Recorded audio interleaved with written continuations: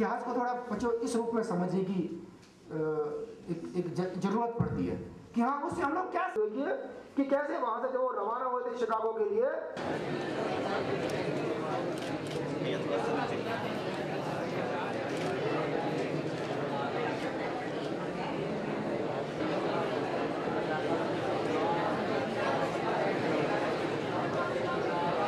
पुलवामा घटना के शहीद परिवारों के प्रति जो संवेदना इन बच्चों ने व्यक्त की है और जिस तरह से 4 लाख रुपए एकत्र किए हैं, ये बहुत बड़ी बात है। मैं पूरे मन से तहे दिल से इन बच्चों की, इनके परिवार के सदस्यों की और इस विद्यालय प्रांगण पूरे परिवार की मैं तारीफ़ करता हूँ, प्रशंसा करता हूँ। और हम लोगों ने अपने पॉकेट मनी से पैसे लेकर इस पुलवामा में जो हुए आतंकी हमलों में